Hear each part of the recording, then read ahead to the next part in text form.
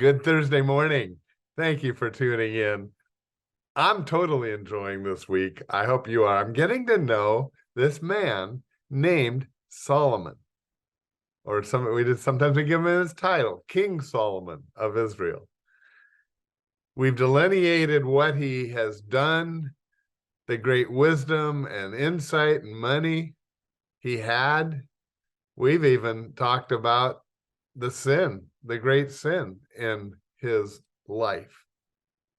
But today, I am excited about it because I think we're going to get to know the person of Solomon, who he was, what he was like, what he thought about. To me, this is the real Solomon, some of his personality. And when we meet him in heaven, and we will, we can talk about these things, the great insight or interesting insight that he had. Before I get into that, though, I just want to say that tomorrow, Friday, is our food distribution for the month, and it will be held at the United Methodist Church at 9 a.m., 9 to 10:30, actually. So I hope you'll take advantage of that. It's free. They will welcome you. It's so well organized. I always get amazed at that and how many families they're able to serve. So I hope you will take advantage. 9 a.m. United Methodist Church on Moulton, which is right next, the church parking lot is right next to Coffee Bean. So turn in off of Moulton, and they'll love to welcome you, offer to pray with you, and be your friend too. But if you have a friend or a neighbor that could use that encouragement, or yourself, please do that. Now, Solomon, what kind of man was he? Well, the first thing that I think, he's very much like us in one sense. He's looking for meaning and purpose in life. Now, Solomon had everything. And so you would think that he would find that one of the things of this world would be meaningful, and he did not. Ecclesiastes, the book, is kind of written, it's written from the world's point of view, or just a secular man's point of view.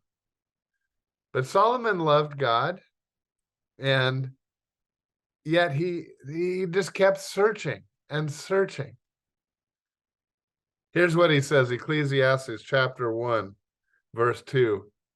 Meaningless, says the teacher.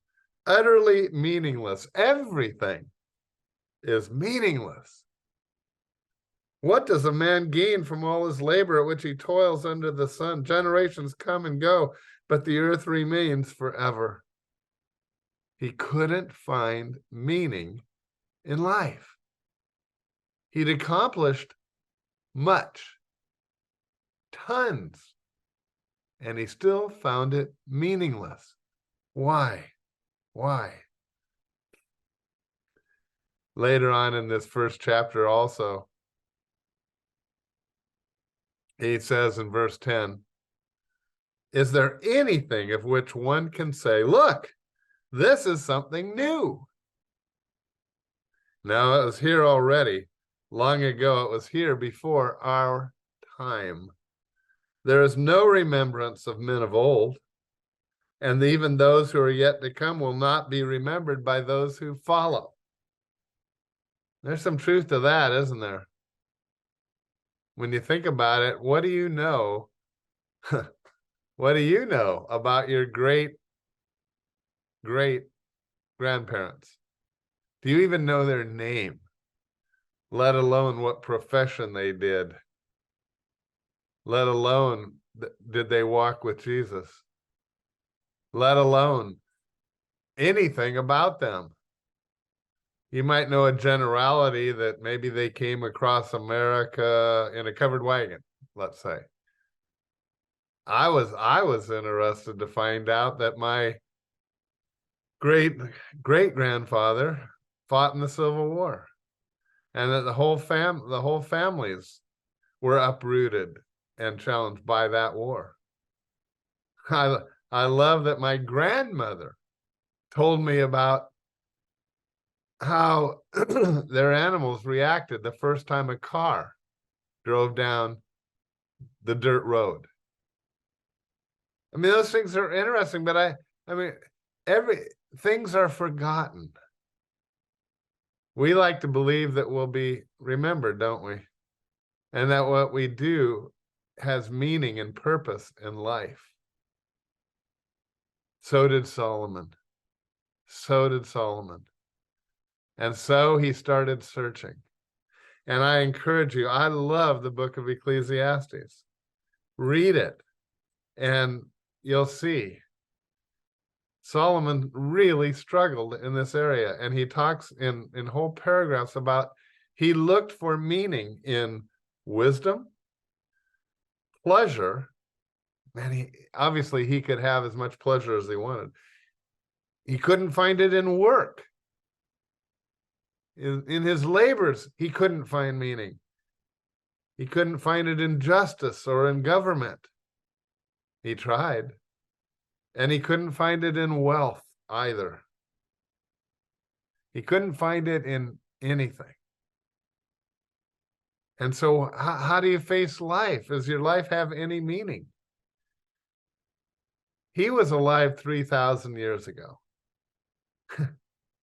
And yet, so in 3,000 years later, what becomes the best-selling book, nonfiction, in American history other than the Bible? Rick Warren's Purpose-Driven Life. Subtitled, What on Earth Am I Here For? Why do you think that's so popular? Because Rick is able to simplify the meaning of life. And why has God left you here? If you haven't read it, you need to. But basically, we find that mankind, if you're still here and alive, the purpose in life, 5 things. Rick was able to summarize 5. Worship of the Lord, fellowship between other believers, discipleship, which means learning more and more about God, ministry, which is serving the church, that is other believers, other followers of Christ, and mission, that is, telling others the good news about Jesus and that he has conquered death and they can have eternal life in him. That book sold, I think it's up over 40 million copies now. Because you and I and every other person around you wants to believe that their life has significance and meaning. Solomon wanted that 3,000 years ago. Oh my goodness. Mankind has not changed. But the other thing that hasn't changed is the Lord. What does the worker gain from his toil? I've seen the burden God has laid on men, he writes in chapter 3 at verse 9. He has made everything beautiful in its time, and he's also set eternity in the hearts of men, and yet they cannot fathom what God has done from the beginning to the end. I know there is nothing better for man than to be happy and do good while they live, that everyone may eat, drink, and find satisfaction in all his toil. This is the gift of God. That's what the secular man side of Solomon was saying. Might as well eat, drink, and be happy. Nothing more. But Solomon was a deeper person than that. And so he actually gives his conclusion.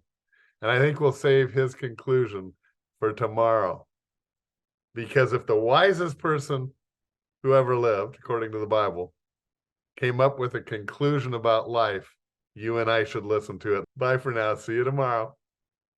And I won't worry about tomorrow.